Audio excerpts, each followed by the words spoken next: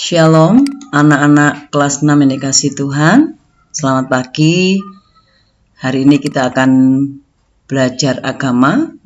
Masuk pada bab kedua, beribadahlah sebab Tuhan baik, dengan subtema ibadah Kristen. Pada minggu yang lalu kita sudah belajar bagaimana Tuhan selalu merencanakan yang baik dalam kehidupan kita. Dimana kemarin anak-anak sudah membaca kisah seorang yang terdampar di sebuah pulau, dan kelihatannya Tuhan tidak baik karena tidak menolong, tapi ternyata Tuhan menolong dengan tidak disangkakan dalam kehidupannya, ya, tanpa terencana dan dalam menolong kehidupan mereka. Jadi mengapa kita harus beribadah pada Tuhan? Karena Tuhan itu sangat-sangat baik dalam kehidupan kita. Anak-anak juga sudah membaca ayat Ulangan 10 ya, kemarin sudah dibaca ayat 12-22 dan Mazmur 100.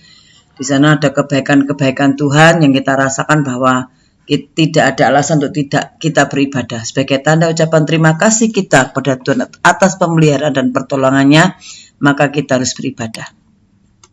Nah, perhatikan anak-anak sekarang mendalami cerita Alkitab. Jadi anak-anak membaca kembali Ulangan 10, 12-22 dan Mazmur 100. Kita melihat bahwa Tuhan itu tidak memandang bulu.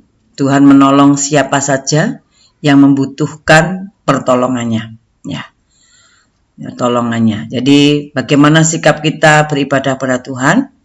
Tentu beribadah kepada Tuhan dengan segenap hati kita dan jiwa kita, yaitu dengan melakukan segala perintah Tuhan dan mengasihi Tuhan dengan sungguh-sungguh, ya, mencari Tuhan dengan sungguh-sungguh, tidak main-main, ya. Lalu anak-anak dalam ibadah kita kepada Tuhan ada pertemuan antara manusia dan Allah, pertemuan pribadi, saya pribadi, kita dengan Allah, dan juga pertemuan dengan saudara seiman. Ya, ibadah itu sangat penting, sekali lagi sebagai wujud kasih kita kepada Tuhan yang sudah menciptakan kita, yang sudah berbuat baik kepada kita. Nah, ini ada beberapa pertanyaan, mungkin sudah ya kemarin ditulis, ya, mengapa orang Kristen perlu beribadah? Ya, tadi dasarnya Mazmur 100 dan Ulangan 10 tadi. Nah, bentuk-bentuk ibadah yang kita ketahui, ada ibadah umum yang diikuti oleh berbagai usia. Demikian juga ibadah anak-anak khusus anak-anak, ibadah remaja khusus remaja, ibadah wanita khusus wanita. Ya. Itu perhatikan apa saja bentuk ibadah Kristen yang pernah kamu ikuti bersama teman atau keluarga. Mungkin ibadah umum, ya, atau ibadah yang lain. Ya.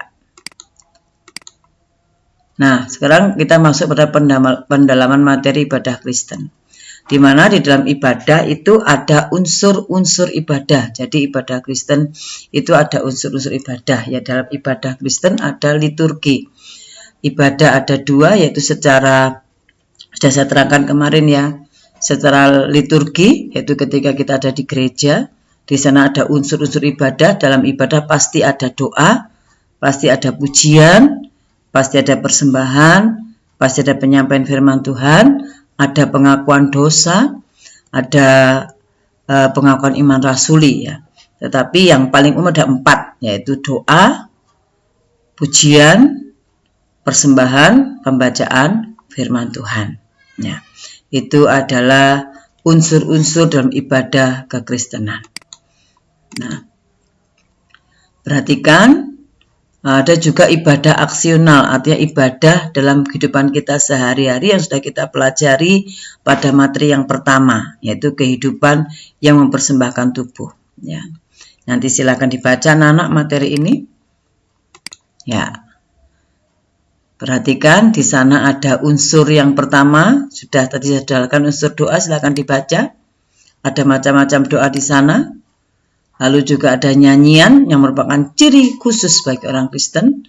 Dalam keadaan susah, keadaan senang, selalu memuji Tuhan. Nyanyian jemaat. Lalu ada pembacaan Alkitab dan khotbah, yaitu renungan, pengakuan iman. Silakan anak baca.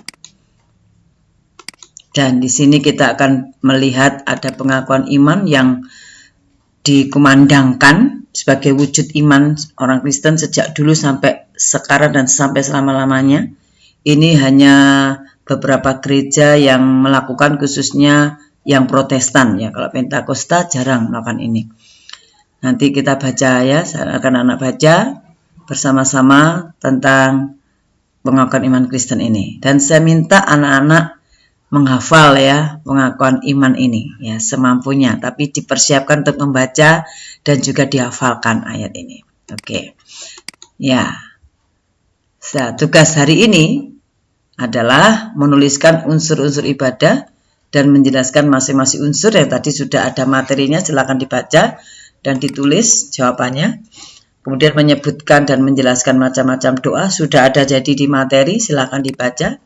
Dan juga menuliskan pengakuan iman rasuli, silakan ditulis dan menghafal, ya dihafalkan. Nah, ini tugas kalian. Ya, oke. Selamat belajar anak-anak.